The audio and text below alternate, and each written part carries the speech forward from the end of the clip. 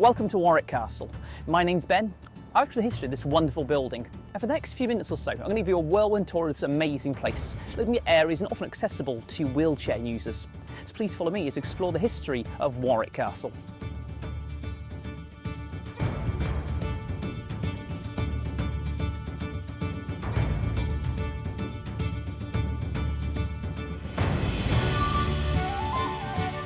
We're now on top of the oldest part of Warwick Castle, the Mound, a man-made hill dating back to the year 1068, built from the orders of William the Conqueror himself. William chose this part of the country for a castle for one main reason. It's the centre of England, great vantage points, great views around the entire county of Warwickshire you can see for miles. Originally where I'm standing would have been a small wooden keep, sadly long gone. Nowadays an open space to view the great scenes of Warwick Castle's grounds and gardens.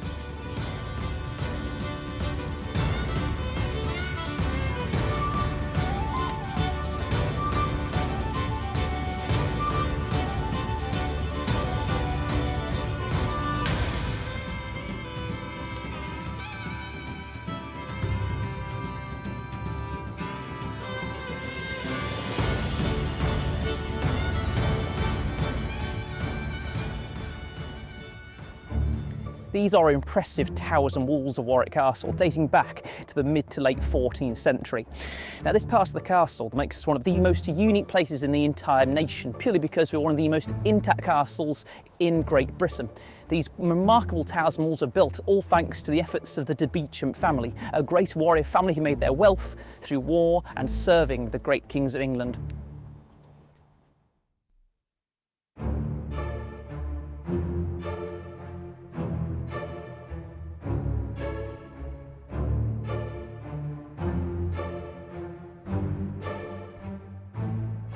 We're now standing on top of Guy's Tower, 29 metres tall, built in 1395. The main purpose of this tower, apart from defence, was a bedroom or apartment tower. High-ranking guests of the Earl or Countess of Warwick could stay in some of these rooms. Now today, many of these rooms are locked off for the general public for one very important reason: medieval graffiti. Let's go to one of those rooms and see some of this graffiti now. Please follow me. So this is one of the many locked off rooms within Guy's Tower. Now this room itself was also used for one other purpose: a prison room or a prison tower. By the mid-1600s in the English Civil Wars, we were capturing a large number of high-ranking royalist men from the King's army. They were often kept in rooms much like this one, in luxury, and their markings are still on the wall to this very day.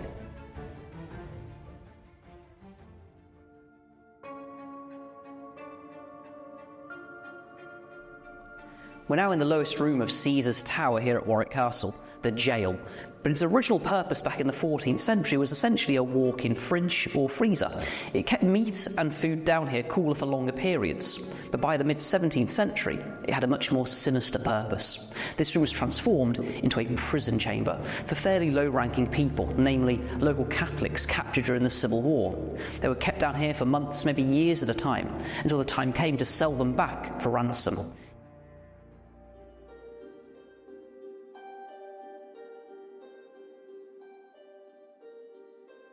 These are the most modern rooms we have here at Warwick Castle, the bedrooms of the Royal Weekend Party exhibition. Now these rooms were redesigned in the late 19th century after the disastrous fire here in 1871. These rooms are designed to be a much more opulent and modern space for the more modern earls and countesses to live, sleep and of course spend the rest of their time at Warwick Castle. Now behind me is the entrance to our Kingmaker exhibition, first opened back in 1994. It details the last day of our Earl of Warwick, Richard Neville, also known as the Kingmaker, as he prepares for war during the Wars of the Roses. You'll see a cast preparing for the Battle of Barnet in 1471, the sights, sounds and smells of warfare of the 15th century.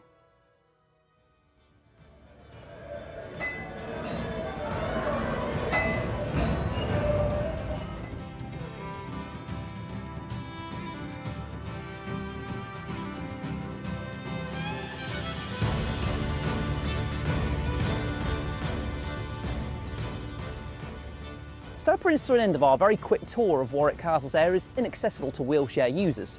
Now of course it's not been possible to explain the full details of the castle in the last few minutes. If you have any questions at all, please don't hesitate to ask any member of our history team. They'll be on hand in the Great Hall and Stones to guide you around this wonderful estate.